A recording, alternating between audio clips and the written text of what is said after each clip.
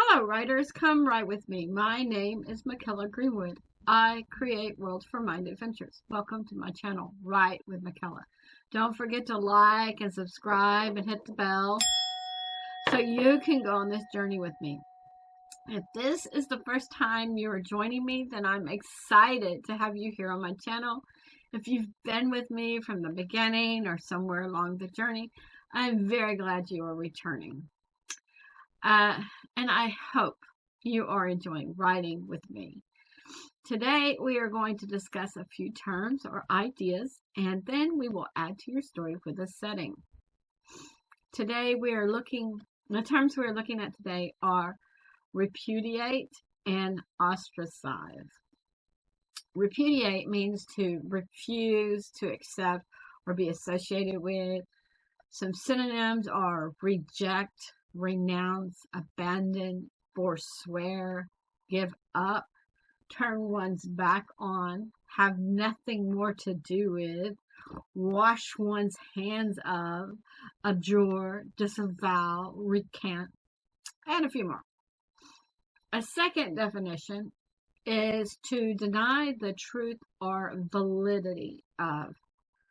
Some synonyms for this definition are deny, refute, contradict, rebut, dispute, disclaim, disavow, dismiss, brush aside, gainsay, controvert, or negate.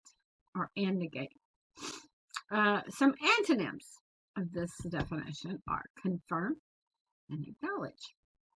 In law, the definition is to refuse to fulfill or discharge an agreement, obligation, or debt.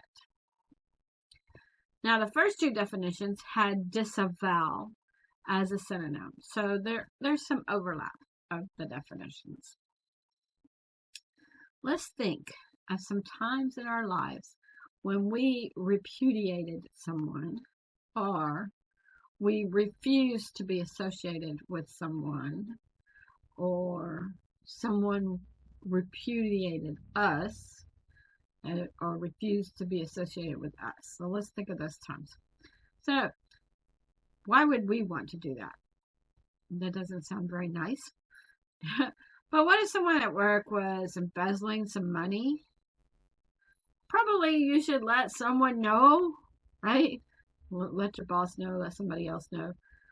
But many of us, maybe we don't know who all's involved, and we don't know if the boss is also involved. And so instead of telling somebody, we might repudiate the person and pretend not to know.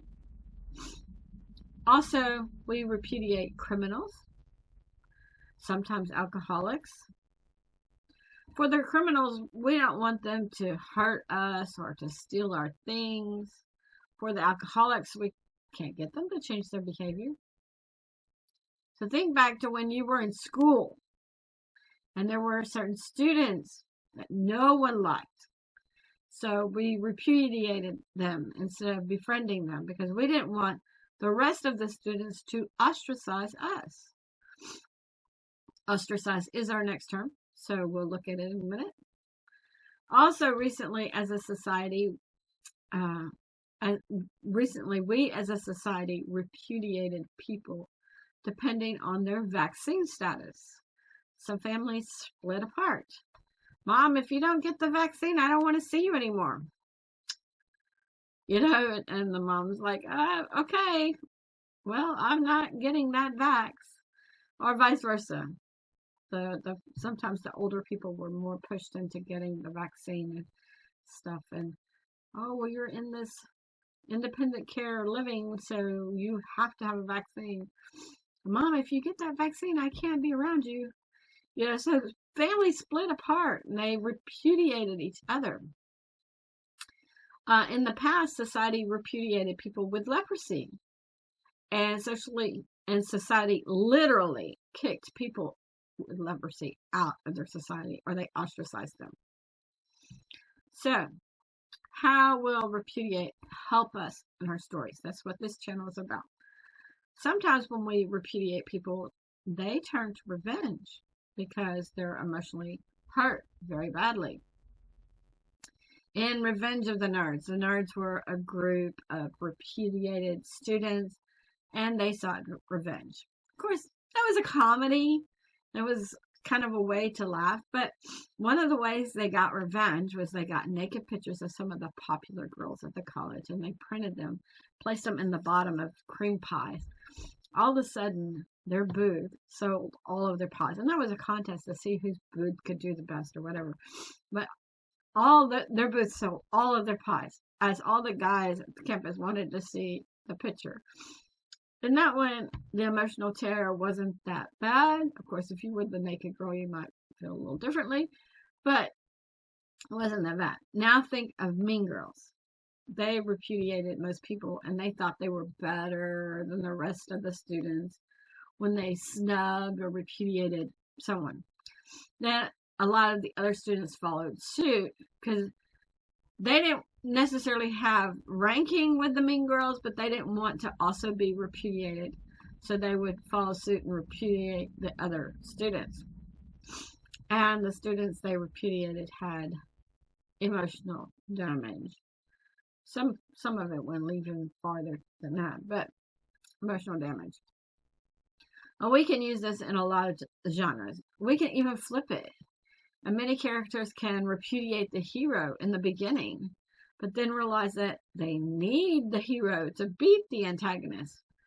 The hero at that point shouldn't chastise the people, but help them. Because we don't want arrogant heroes. At least most readers don't. Readers want heroes that they can look up to, even if they say things like, he should just let them die after the way they treated him. And then they might follow that with, he's better than me. Or they might say that first, he's better than me because I would just let them die. So we look up to people that are better than us. We don't look up to people who would do the same wrongs that we might be inspired to do if we were in that position. If we were in the position, we may not do it, but we might think about it at least. We could also create some disease and have people repudiate each other. In I Am Legend, people were very, very scared of getting the disease because it turned people into zombies. So people wanted to leave the island, and they were picky about who they would let off the island and who had to stay. Will Smith stayed behind to try to find a cure. Leave a comment on a book, movie, or show where some of the characters repudiated other characters. Our next term is ostracize.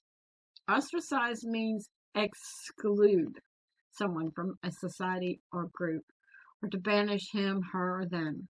Some synonyms are exclude, shun, spurn, cold shoulder, reject, repudiate, our last term, boycott, blackball, blacklist, cast off, cast out, and many more. In my opinion, this is a step up from our last term. Not wanting to socialize with somebody is milder than casting them out of society. The example of leprosy above is a good example. People certainly repudiated the people they called the lepers, but they went farther and did not let the people live among them. The people cast the lepers out of their cities. They did not allow the lepers to work and earn a living. People didn't even want the lepers' money. So the lepers they'd sit outside the city and begged for money or food. When somebody gave them money, the shopkeepers didn't want the money that the lepers touched. They didn't want their money. Get out of here. I don't want your money. I don't care how much you pay for bread. I don't want your money. Because they were afraid they would get the disease from the money. So, as you see, this is worse than repudiation. If you are in school and no one sits at the lunch table with you, that hurts your feelings. But if people make you leave society, how do you even live? Now, for our stories. If the antagonist is ostracized from society, he or she might find others also ostracized. He or she could form a band of thieves or pirates or whatever. You're the writer. You have fun with it. The greater the stigmatism or repudiation that goes with the ostracization, the greater the lust for revenge. It's your story. You can deepen that as much as you want to, but that's the thought. Now, add some intelligence to the main ostracized antagonist, and add a touch of patience. Then society won't know what hit them. It can be dangerous to ostracize people, especially if you ostracize too many. That will turn the tables. Idiom alert, idiom alert. Today, we don't always kick people out of our societies, but we do have prisons to lock some hardened criminals in. So, let's think of X-Men. Magneto felt repudiated by normal citizens, and to a degree, he felt ostracized. While Professor X tried to work within the society. In the first movie, did I read everything? Yeah, I did. In the first movie, the law put Magneto in prison, but he escaped and he wanted revenge. Not just on normal humans, but also on Professor X's students and team. So that revenge that he wanted, that's what I was talking about earlier. How now, you may not have felt like society ostracized him and that he could have been accepted, but what did he feel? So that's what we have to do as writers. We have to get into how did Magneto feel? He felt ostracized. He felt society would never accept them, that society would always be doing things against them. And I think in the first movie, they wanted people to register if they were one of the X-Men. I don't remember what they called them at that point, but they wanted those people to register, and he felt like that so they could hunt them down. So he had a fearful mind about that, and so that's how he felt inside. So then he wanted, of course, his revenge to show that they were better than the other people. Now, another direction could be that, of course, humans are social creatures, and ostracization leaves people alone. So that person might go insane. Play around. Have fun. That's why we're here. Leave a comment on a group of people, on a group or people ostracized in movies, books, or in the past. Jews were sometimes in the Holocaust. People didn't want to be even associated with the Jews because they would be afraid that they would be called like a Jew sympathizer or something like that. So they didn't want to even be known to know those people. Like, okay, I don't know any Jews. I don't know, you can ask me all you want. I don't know any Jews. I don't associate with those people. So that could be, there's stuff in the past. And we have to take the past and take our lives and take what's going on to write our stories. It helps us to write better stories. So I gave an example of in the past. So you have to come up with something else. Now let's turn to our writings. Pull out your story with a setting. We don't have a shared plot for this one. We're going to pull it out and continue from wherever we left off. For reference, we started this in season 3.1, episode 17 and episode 31. And remember, YouTube does not put the dot in there. They put 3-1. Then we continued in season 3.2, episode 7, 15, 23, 31, 39, and 47. Excuse me. If you kind of notice, in season 3.2, we started doing it like every 4 weeks, so it's every 8 episodes. So 7 plus 8 is 15. 15 plus 8 is 23. So 7, 15, 23, 31, 39, and 47. If you can't catch all of that, then you can just do the addition, or you can look below in the description and it'll be all there for you. Season 3.3, episode 5 and 13. Of course, all works on the channel are copyright protected, so that's more reason to send it in. There will be proof your writings are yours when I read them to my viewers. So you send it in, I read it, and people be like, oh, that's so different. Well, if he can write it that way, then I can write it this way. You will help people get courage to write when you send it in. And it'll give proof that it is yours. So send your writings to writewithmykela@gmail.com. Pause the video. Write a scene or page, or at least 500 words, which is just like a little paragraph, or whatever goal you have, and come back, and I'll read what I wrote.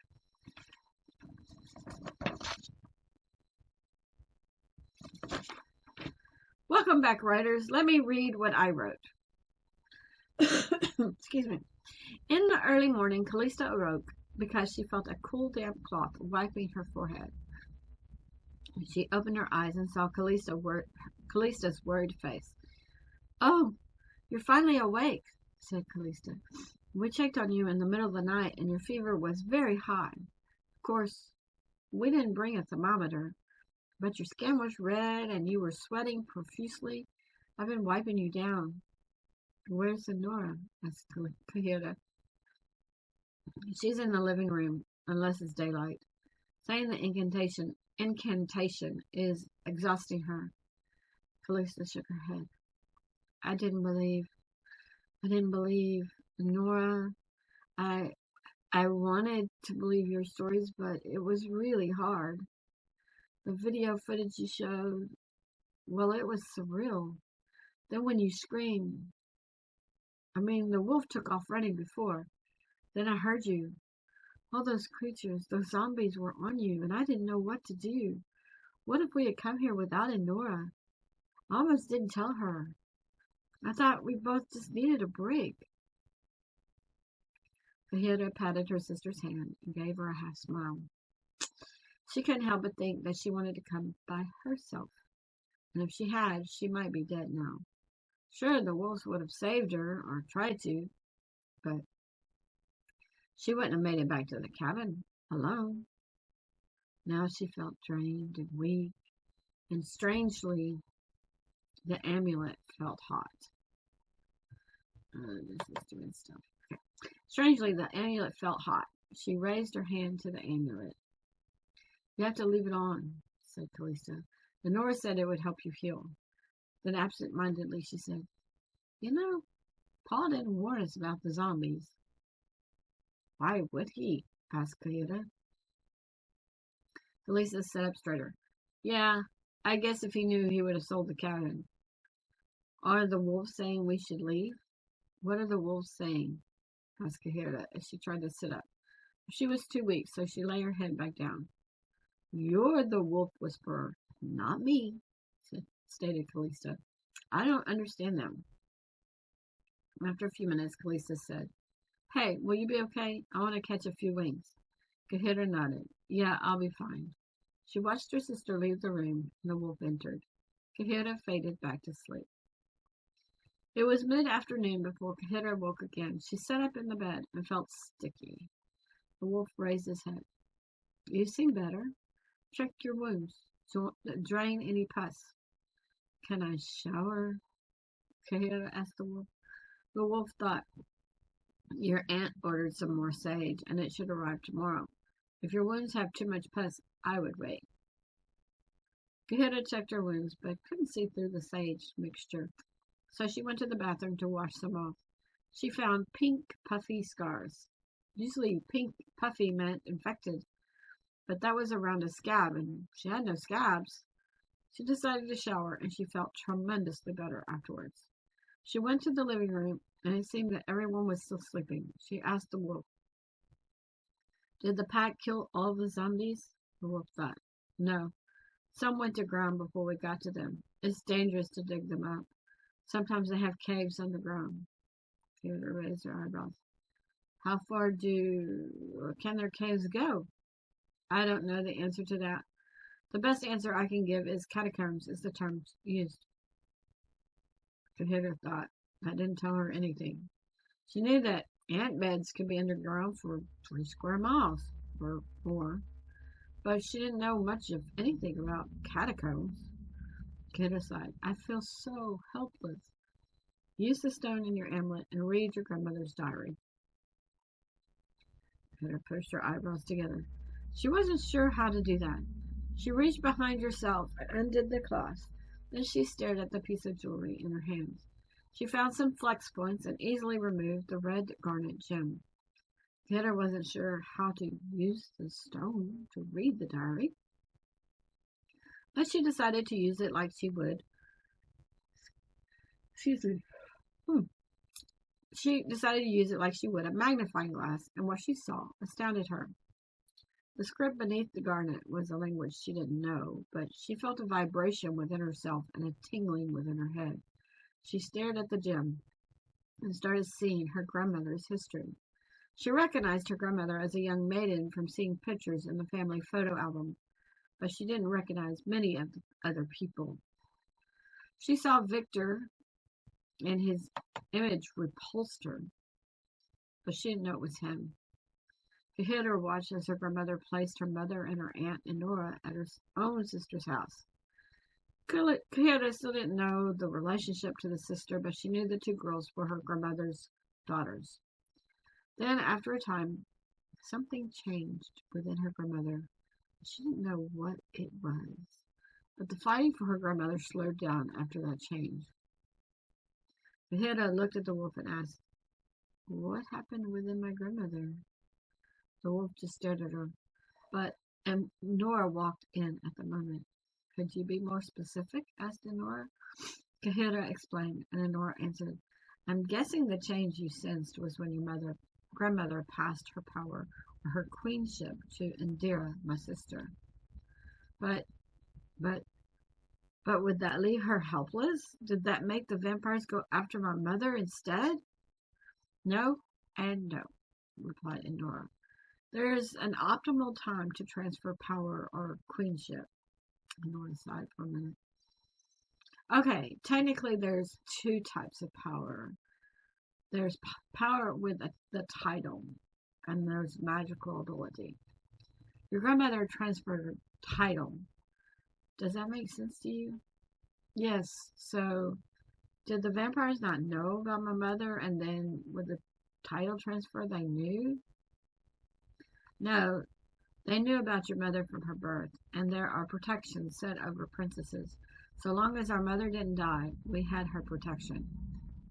Kahira glanced up and saw her sister leaning against the doorway. Nora turned slightly. Calista headed more into the room. "So what you're saying is that since our mother is dead, the zombies could attack Kahira?" "No, that's not it," stated Nora. "The vampires can't detect your location until you amass enough power. No one has come for you because Victor is in stasis." Calista sat down. She motioned. "What are you doing, sis?" Kahira motioned to the wolf. "He told me to read the diary with the gem. I actually haven't read a word. I've just seen a movie of sorts." Kahira passed the diary and gem to Calista. "No," said Enora. "She must use her own gem." Calista pushed her eyebrows together, but Kahira showed her the flex points. While Calista watched the movie, Kahira and Enora started reading. The sun was going down, and they hoped the zombies couldn't follow a trail to them. They also hoped the wolf would give them enough warning for Enora to say the incantation again, if need be. Okay, writers, that's all that I'm adding today. That was only 1165 words, but it was a lot of information. Hopefully it doesn't feel like an information dump. Leave a comment on questions you would have if you were living your life knowing nothing about vampires or zombies, and then learning that your mother was a queen witch. So leave those comments. How would you feel? What would you think? Would you be like, would you be like Calista was? "Oh, I couldn't believe, I didn't believe. And then, like, here all the zombies were attacking your sister? Or would you be like, how would you feel? Just leave those comments. Join me Friday for Eleni's Pride, Gaining Freedom, Chapter 10. Yes, that's right. Chapter 10. Join me Tuesday for some more jargon. Leave a comment or on a term you would have me discuss. or leave a comment on your favorite term so far. There are so many words and ideas. Or if you have an idea for a writing prompt, you can leave that in the comments as well. And don't forget to visit my website by Mykela.com, read some character bios, send your writings and chapters to writewithmykela@gmail.com, and leave comments on your favorite characters. Visit my coach's website, authorkristenlam.com, and read some of her blogs. Leave a comment on something of hers that you found helpful. If you hit the like and subscribe and the bell notification, then we will continue to write together, and other people will have a higher chance of finding this video and this channel, since your likes will push the video out to a greater audience. Thank you for joining me today. I really appreciate your participation. If you know someone who would like this video, then please share it with them. This is Mykela with Write with Mykela. Bye for now.